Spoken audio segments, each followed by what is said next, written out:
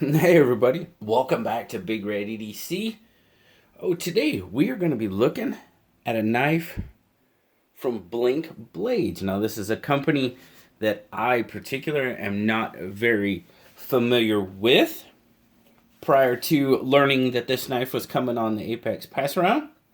So, this is the Blink Blades Sphinx Tanto. I had to say that really slow so I didn't mess it up. Blink Blades Sphinx Tanto.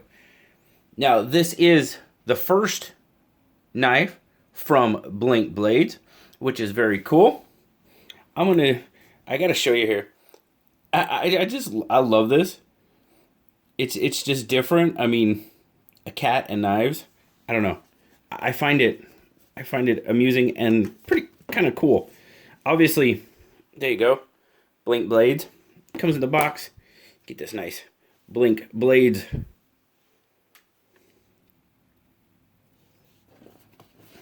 Get the little bag there. And oh yeah, he threw some stickers in. This is a pass around knife. He tossed some stickers in there for the reviewers. That's pretty cool. But as I said, this is the first knife from Blink Blades. I'm going to show you here a little bit. The designer is Micheal Bologna. And it was really cool. You know, he wrote us a letter. He included a letter in, just kind of talking about himself and, you know, how he got started from just, you know, liking knives to wanting to design his own knives, which was cool. And he contacted several manufacturers and actually got it produced on Kickstarter by We Knives. So this is a We Knife built knife. Now that is pretty cool. To have your first knife built by We. I would have to say, well done, Micheal. Very, very cool. So as I said, this is the Blink Blade Sphinx Tanto. Titanium handle. Anodized titanium pocket clip. Now it's pretty cool because you can hardly see the transitions in that handle. It's really well done. As I said, titanium pocket clip, right hand, tip up, carry only. Move down, you've got the black clip coated M390 blade.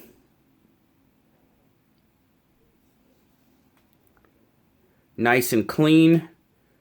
No billboarding or anything on the blade, which is very nice. You do have the Blink Blades logo.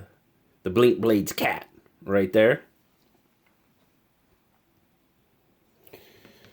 Overall, we're looking at... What are we looking at? Overall length, you're looking at just shy of 6 3/4 inches.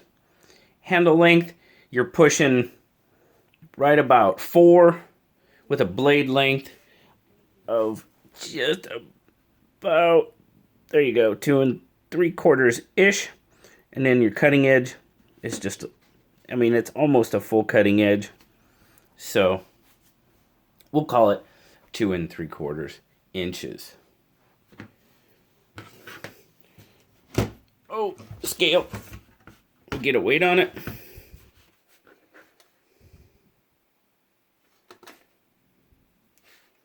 Now, there's grams. 77 grams, 2.7 ounces. So a nice, fairly lightweight knife. That's pretty slender. It is a flipper, and you've got a very, very low profile flipper tab on it.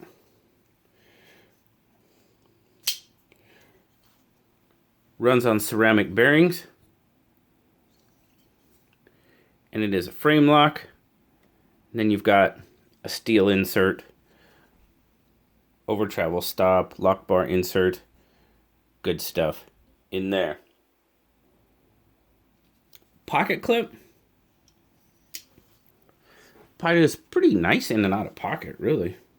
I mean, you know, you pretty got your standard titanium pocket clip. Like I said, pretty good in and out. Single screw. So you're looking at not a whole lot sticking out there. Probably about a quarter of an inch-ish. Yeah, about a quarter of an inch. Good retention. Good, smooth, in and out of pocket. Tucks away. I mean, obviously that slender knife, I mean, it tucks right away in the corner of your pocket. And, you know, that's probably the most interesting. Y'all know me and Tantos. You know, I could not a huge, I could give or take, you know. But man, the slenderness of this knife is definitely a plus for me. It's not a big knife. As I said, I mean, like I said, what, your handle length, 4 inches. That's what it looks like in my 3 3/4 inch hand. I mean, I can get a full 4-finger grip on it. Like I said, I mean, your grip length, I mean, you're looking at about almost 3 3/4 for your grip length. It feels really good in hand. I mean, that titanium handle, there's nothing, I mean, it's a we-built knife. So as I said, your transitions, I mean, it's nearly invisible. I mean, you can kind of see it right there, but man, that is really well done. The titanium is milled perfectly. I mean, there's no rough edges or anything on it. The blade, as I said, coated Tanto blade. The action is pretty darn good. Shoots right out there. Not drop sheddy because obviously you really don't have much of a blade there, so there's hardly any weight to take it down. There is one thing I noticed about this knife, and I've actually contacted Micheal about it. In the deployment, you've got no side to side, but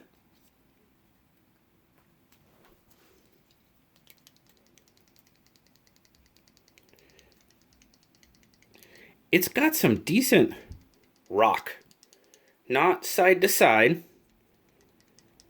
but lock rock.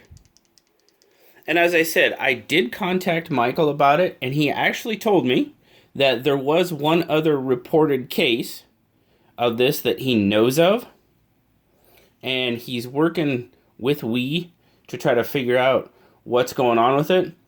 Obviously, he did say, you know, if somebody would get one of these knives and have that issue, that it would be obviously taken care of.